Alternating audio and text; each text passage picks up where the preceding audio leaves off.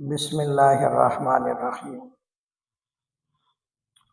نحمدہ ونصلی علی رسولہ الکریم اما بعد۔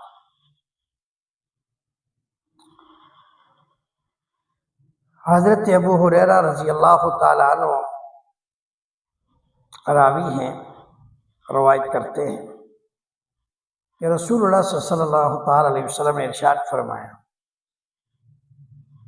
اور یہ حضرت ابو ہریرہ رضی اللہ تعالیٰ عنہ فرماتے ہیں بہت سارے جملے رسول اللہ صلی اللہ علیہ وسلم نے ارشاد فرمائے ان سے روایت ہیں، لیکن وہ معنی اور مفہوم کے اعتبار سے بہت جامع جملات ہیں، اور ان میں سے ایک جملہ یہ ہے، روایت میں ہے رسول اللہ صلی اللہ علیہ وسلم نے ارشاد فرمایا اوتیت جوامع الکلم، کہ مجھے اللہ تعالیٰ کی طرف سے ایسے کلمات عطا کیے گئے ہیں جو جامع ہیں،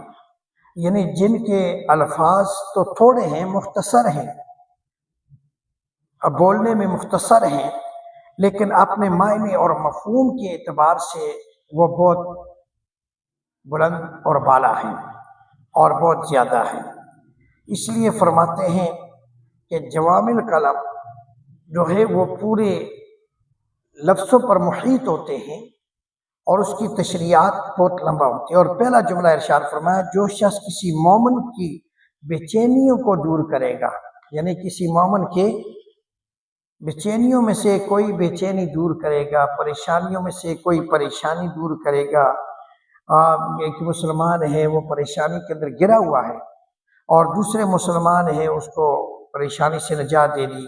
کسی مشکل میں مبتلا تھا تو کوئی مسلمان نے اس کی مشکل کو حل کر دیا اللہ کی توفیق سے، تو اس کے ذریعے سے اتنے بڑے اجر اور ثواب کا کام کیا، اللہ نے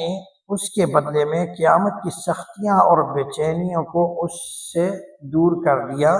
یعنی بے چینی اس سے دور فرما دی۔ یعنی بتایا گیا کہ جو جوامع الکلم کے اندر ہے کہ جو شخص دنیا کے اندر کسی مسلمان کی بے چینی کو دور کرے گا، کسی مسلمان کی مشکل کو حل کرے گا، کسی مسلمان کی پریشانی کو دور کرنے کی کوشش کرے گا، اللہ تعالیٰ کل قیامت کے دن جو سختیاں آنے والی ہیں، جو پریشانیاں آنے والی ہیں، اللہ ان کو اس سے دور کر دے گا۔ تو یہ معاملہ کتنا سوکھا ہے، آسان احسان ہے، اس لیے کہ دنیا کے اندر اگر ہم کسی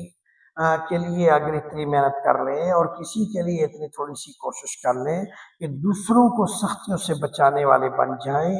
اور راحتوں میں لانے والے بن جائیں، تو اس کا نتیجہ یہ نکلے گا کہ اللہ رب العزت ہمیں آخرت کی بے چینیاں، آخرت کی پریشانیاں ہم سے دور کر دے گا اور ہمارے لیے یہ معاملہ آسان کر دے گا، آسانی پیدا کر دے گا۔ تو اللہ رب العزت اس پر